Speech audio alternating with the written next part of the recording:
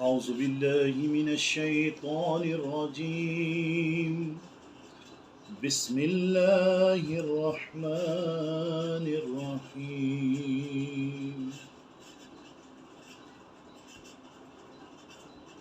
ألم تر كيف فعل ربك بأصحاب الفيل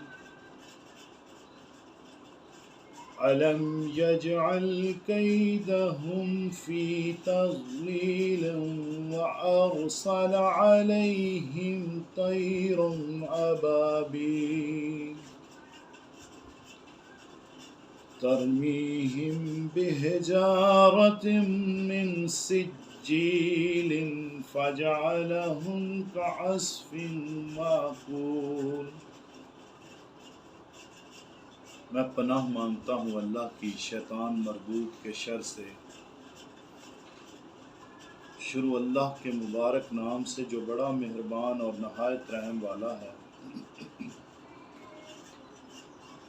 الم تر کیف فعل ربک باصحاب الفیل، کیا تو نے نہ دیکھا کہ تیرے رب نے ہاتھی والوں کے ساتھ کیا کیا؟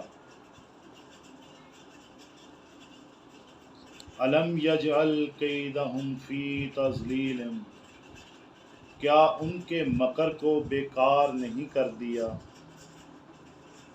وَأَرْسَلَ عَلَيْهِمْ طَيْرًا أَبَابِيلَ، اور ان پر پرندوں کے جھنڈ بھیج دیے۔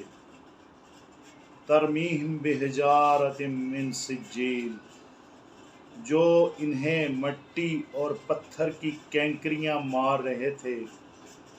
فَجَعَلَهُمْ كَعَصْفٍ مَّأْكُولٍ، بس انہیں کھائے ہوئے بس کی طرح کر دیا۔ آمنت باللہ، صدق اللہ العظیم۔ فضائل رمضان میں سے نبی کریم صلی اللہ علیہ وآلہ وسلم کا ارشاد ہے کہ شب قدر میں حضرت جبرائیل ملائکہ کی ایک جماعت کے ساتھ آتے ہیں، اور اس شخص کے لیے جو کھڑے یا بیٹھے اللہ کا ذکر کر رہا ہے اور عبادت میں مشغول ہے، دعائے رحمت کرتے ہیں۔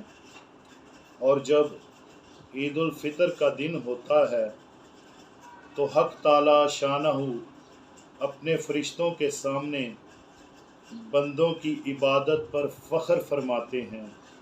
اللہ اکبر۔ اس لیے کہ انہوں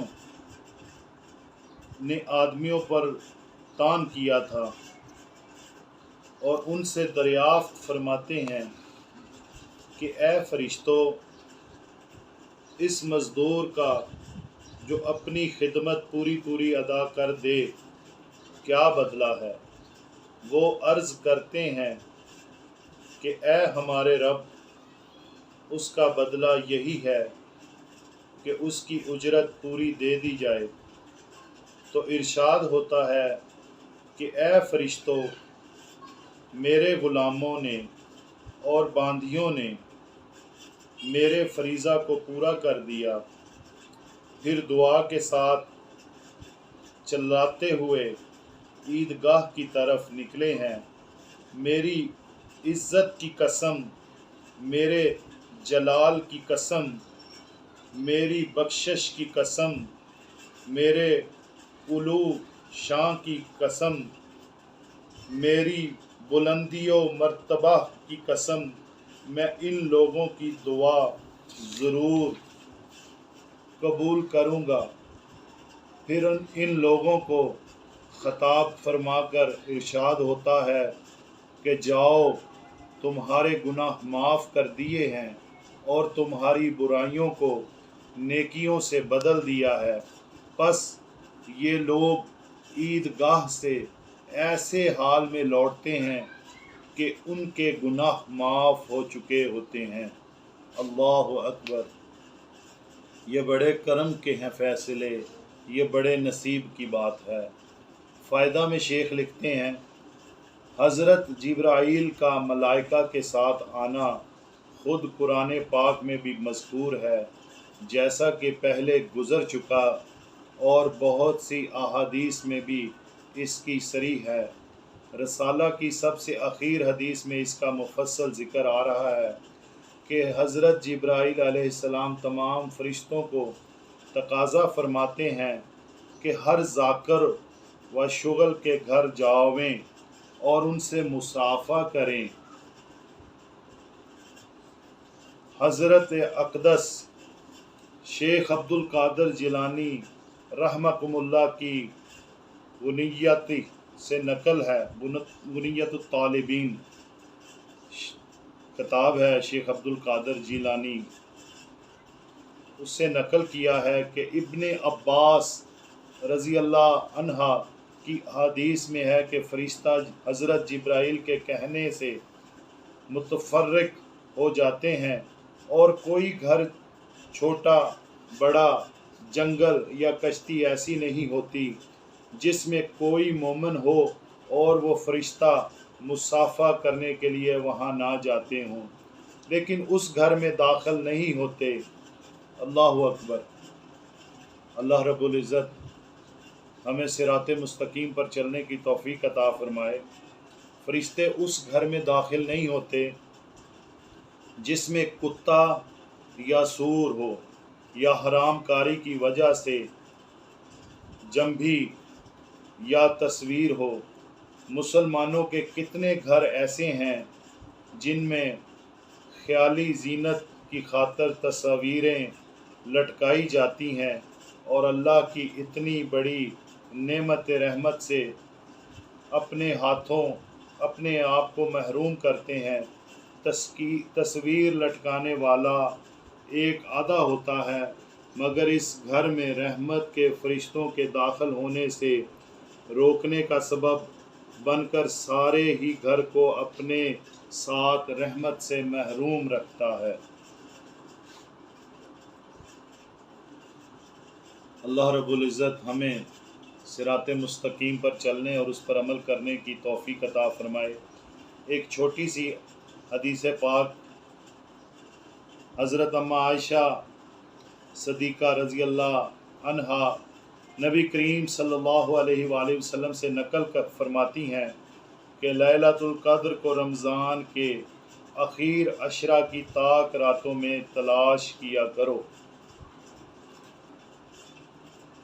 تیسرا عشرہ چل رہا ہے، آج 23واں روزہ ہے، 23 رمضان المبارک۔ بڑے محدود دن تھے، ایام محدودہ، بڑے قیمتی دن ہیں اور طاق راتیں ہیں۔ لیلۃ القدر 1000 مہینوں سے بہتر ہے، اس میں ملائکہ اور روح الامین اپنے پروردگار کے حکم سے اترتے ہیں۔ زیادہ سے زیادہ عبادت کریں، زیادہ سے زیادہ نیک اعمال کریں، اور کوشش کریں کہ صدقہ خیرات، ہمسایوں غریبوں کی مدد فرمائیں۔ ہدیہ نعت چند اشعار، ایک بار درود پاک پڑھ لیں۔ سیدنا کریم صلی اللہ علیہ وآلہ وسلم۔ محبوب کی محفل کو محبوب سجاتے ہیں، آتے ہیں وہی جن کو سرکار بلاتے ہیں، جن کا بھری دنیا میں کوئی بھی نہیں والی، ان کو بھی میرے آقا سینے سے لگاتے ہیں۔